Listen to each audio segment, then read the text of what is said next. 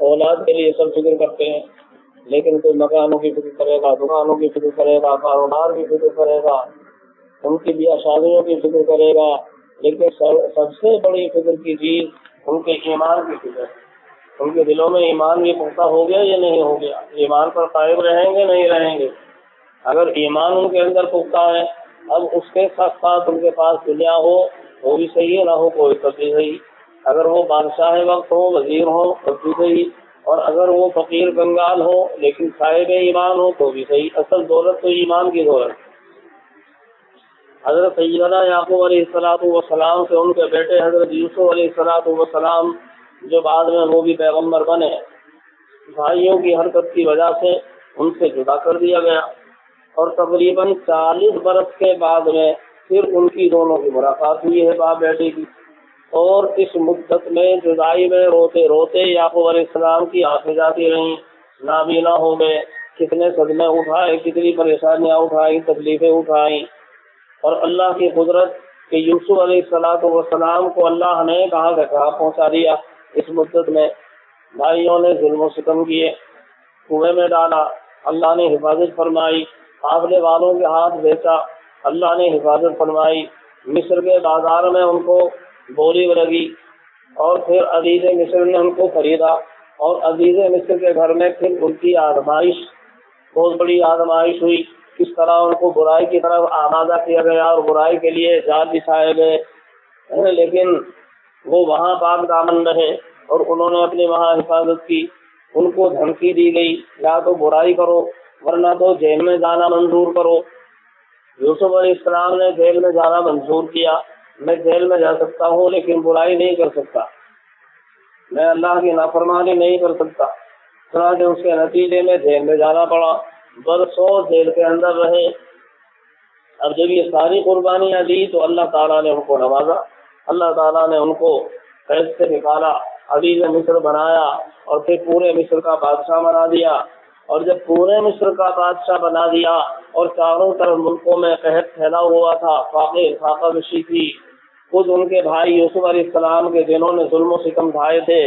وہ غلہ لینے کے لیے حاضر ہوتے ہیں اور آ کر ان سے بھیک کا گویا سوال کر رہے ہیں، فتصدق علینا، صدقہ ہی کر دیجئے، صدقہ ہی دے دیجئے۔ حضرت یوسف علیہ السلام نے ان کو غلہ دیا، 2 بار 3 بار وہ آئے گئے، لیکن جب اللہ کو منظور ہوا کہ اب ظاہر ہوں، اللہ تعالیٰ نے حکم دیا اور یوسف علیہ السلام نے اپنے آپ کو ظاہر کیا اور اپنا کرتا یوسف علیہ السلام نے بھیجا۔ جب معلوم ہوا کہ میرا باپ روتے روتے نابینا ہو گیا میرے فراق میں، یوسف علیہ السلام نے اپنا کرتا بھیجا، اذهبوا بقمیصی ھذا فالقوہ علی وجہ ابی یأتی بصیرا، میرے ابا کے سر پر چہرے پر اس کو ڈال دو، وہ اس کے ڈالنے سے بینا ہو جائیں گے۔ چنانچہ وہ کرتا لے جا کر ان کے چہرے پہ ڈالا گیا، وہ فوراً بینا ہو گئے۔ خوشخبری سنائی بیٹے کی کہ آپ کا بیٹا الحمدللہ زندہ ہے۔ 40 برس کے بعد میں جس کو خوشخبری مل رہی ہو بیٹے کی تو اس کی خوشی کا کیا عالم ہوگا،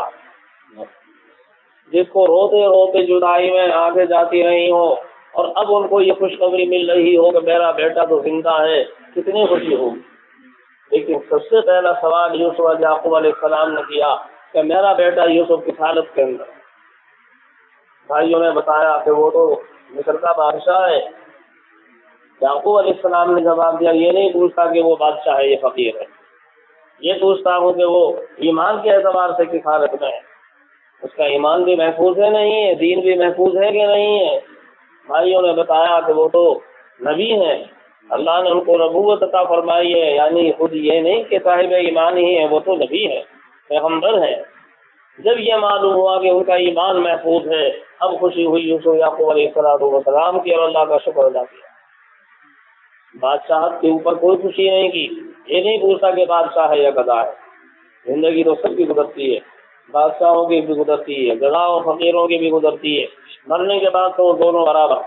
وہ آدمی کہ جو ہزاروں برس محلات کے اندر رہا اور وہ آدمی زندگی پر جس نے گداگری کی، مرنے کے بعد دونوں برابر، دونوں اسی میدان میں ہیں، اور وہی 2.5 گز زمین اتنے بڑے بادشاہ کے لیے ہے اور یہ 2.5 گز زمین اس فقیر کے لیے ہے۔ یہ ہے اصل کائنات۔ تو اصل چیز یہ ہے کہ ہماری اولاد دنیا سے جائے تو ایمان لے کر جائے۔